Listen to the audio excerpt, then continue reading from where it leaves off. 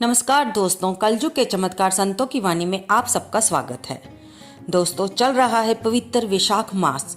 हमारे साल के 3 महीने ज़्यादा महत्वपूर्ण गिने जाते हैं: कार्तिक मास, माघ मास और वैशाख मास।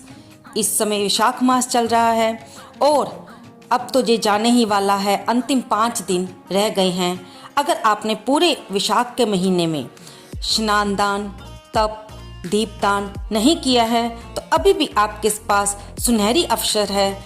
इन 5 दिनों में आप कोई भी अपना नियम ले लें कि आप इन 5 दिनों में अपना ये नियम निभाएंगे और पूरे वैशाख मास के पवित्र महीने का आप फल ले सकते हैं। आइए हम जानते हैं कि ये 5 दिन कौन से हैं और इनमें हम कौन कौन सा नियम ले सकते हैं। दोस्तों, वैशाख मास के पिछले 5 दिन, अंतिम 5 दिन 1 मई एकादशी से शुरू हो रहे हैं और 5 मई वैशाख पूर्णिमा पर ख़त्म होंगे। इनमें आप इन 5 दिन में कोई भी नियम ले लें। पहला नियम हो सकता है स्नान का। अगर आप स्नान का नियम ले सकते हैं तो उसे इन 5 दिनों में संकल्प लेकर अवश्य पूरा कीजिए। स्नान ब्रह्म मुहूर्त में करना चाहिए, जो कि 4 बजे से लेकर 5 बजे के बीच में आपका सुबह स्नान हो जाना चाहिए, यानी कि सूर्य उदय से 1 घंटा पहले आप स्नान करके अपने व्रत को ले सकते हैं और इस संकल्प को इन 5 दिनों में पूरा करके आप पूरे वैशाख मास का फल ले सकते हैं। स्नान करते समय अगर आप किसी पवित्र नदी में स्नान के लिए नहीं जा सकते तो घर में ही बाल्टी में थोड़ा सा गंगा जल डालकर उसमें जल डालकर आप पानी भरकर स्नान कर सकते हैं और अपने नियम को पूरा कर सकते हैं। अगर आप स्नान का नियम नहीं ले सकते तो और भी नियम हैं जिन्हें आप ले सकते हैं।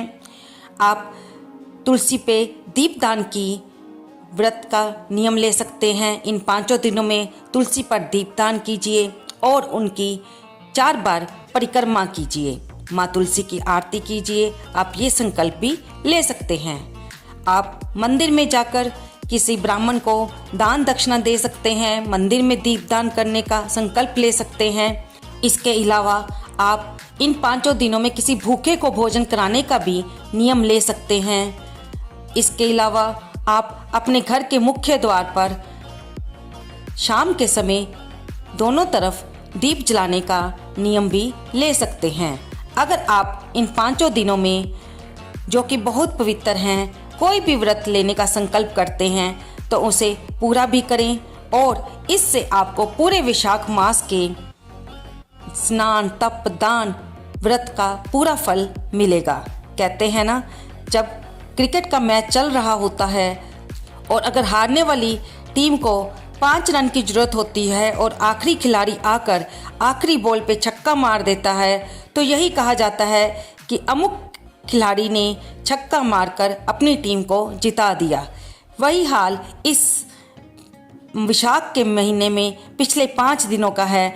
आप भी इन 5 दिनों में कोई भी व्रत का संकल्प करके, कोई भी नियम का संकल्प करके छक्का मार सकते हो।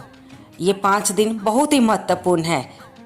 1 मई को भगवान ने मोहिनी अवतार लिया था और 2 मई को द्वादशी के दिन, जो कि बहुत ही पवित्र दिन माना जाता है, इस दिन भगवान ने देवताओं को अमृत का वितरण किया था।